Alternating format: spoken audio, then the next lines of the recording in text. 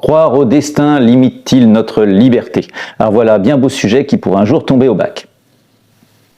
Alors oui, il s'agit bien d'une croyance, puisque a priori personne ne peut démontrer que le destin existe, c'est-à-dire, pour prendre une expression que j'aime bien, que le seul monde possible est le monde réel, que tout ce qui advient devait advenir.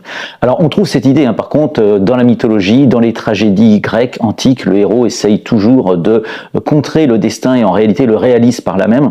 On y reviendra. On trouve ça aussi en religion, avec la divine providence, on trouve ça en science avec des penseurs qu'on appelle déterministes comme Einstein, qui pensent que tout est écrit, entre guillemets, depuis l'origine de l'univers, parce que les mêmes causes produisent les mêmes effets, sauf que nous on voit pas toutes les causes et les effets qui se produisent, donc on croit qu'on est libre, mais ce n'est qu'une illusion. La pierre, elle est déterminée à tomber parce que la gravité, les animaux ils sont déterminés à faire des choses parce que l'instinct, nous c'est plus compliqué chez nous parce qu'il y a de la psychologie, de la sociologie, etc. Mais finalement on n'est qu'un gros tas d'atomes et donc on est déterminé par les lois de la nature comme tout le reste. On trouve la même idée chez des philosophes comme Spinoza, qui est d'ailleurs le philosophe préféré d'Einstein.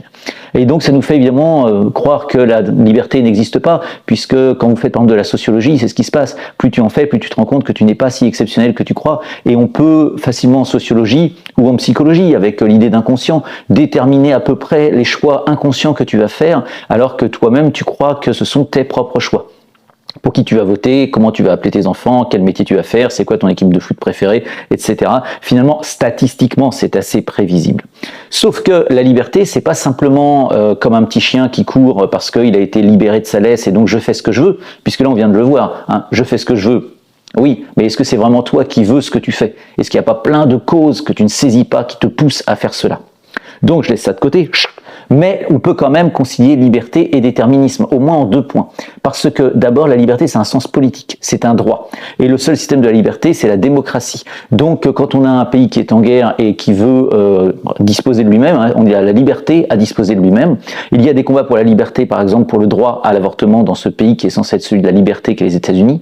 On peut rendre un petit hommage aux femmes, notamment en Iran, qui luttent pour la liberté des femmes et pour la liberté de culte. Et puis même dans des pays comme la démocratie française, on voit bien qu'il n'y a de liberté que si c'est le peuple qui est souverain.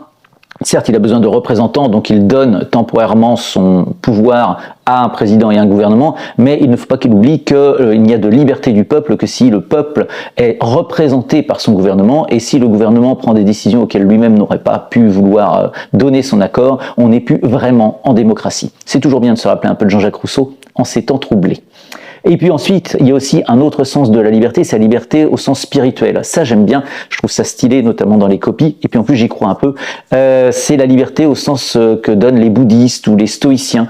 C'est une liberté intérieure, c'est se libérer de ce qui nous enchaîne le plus, ce qui nous rend le plus esclaves, ce qui nous aliène le plus. Or, dans la vie, ce sont ce qu'on appelle les passions tristes en philosophie, c'est-à-dire la jalousie, la nostalgie, la peur de l'avenir, la colère, toutes ces choses-là qui nous rendent malheureux et qui sont peut-être déterminées à arriver. Peut-être que tout cela est écrit, mais peut-être qu'on peut essayer, nous, de prendre du recul par rapport à tout ce brouhaha, cette grande pièce de théâtre où se passe plein de choses qui vont nous faire souffrir et dont on dépend pour être heureux.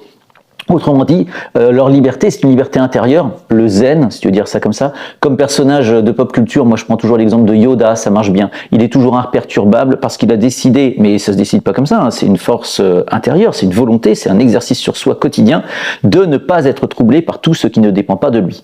Or, dans le monde, comme tout est potentiellement guidé par le destin, rien ne dépend totalement de nous, sauf peut-être une chose, ne pas être troublé par ce qui ne dépend pas de nous. Je rajouterai un petit point un peu amusant, c'est que Nietzsche reprend cette idée du destin qu'il faudrait même aimer, pas simplement accepter, mais amor fati, amour de la fatalité, aimer, joyeusement, en se disant « Allez, tout cela n'est qu'un jeu, jouons notre part ».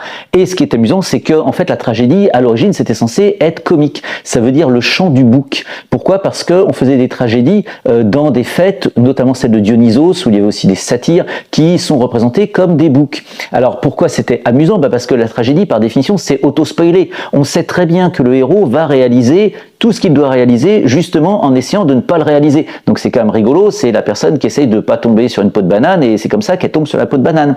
Et puis ensuite, ça a pris un sens plus grave, lié à la mort, donc quelque chose de sérieux, et on peut encore retrouver ce chant du bouc, puisque on sacrifiait des boucs et des chèvres à l'époque, et donc son destin était déjà connu d'avance, sauf pour la pauvre chèvre elle-même, et donc elle se débattait, elle faisait ça. On lui disait non, il n'y a pas de mais. Bon, non, la blague marche pas en grec, mais c'est pas grave. Et finalement, le destin se réalisait, elle était tuer. Et donc, on avait le chant du bouc. Je dirais donc que si on veut vraiment concilier déterminisme et liberté, que le destin ne soit pas une limite à notre liberté, il faudrait prendre soin de nos libertés fondamentales parce que les droits que nous donnent nos chers représentants politiques ne sont jamais acquis, donc il faut lutter pour. Et 2, il faudrait faire joyeusement résonner en nous le chant du bouc. D'accord, ça suffit comme ça. Alors tu vas te taire maintenant.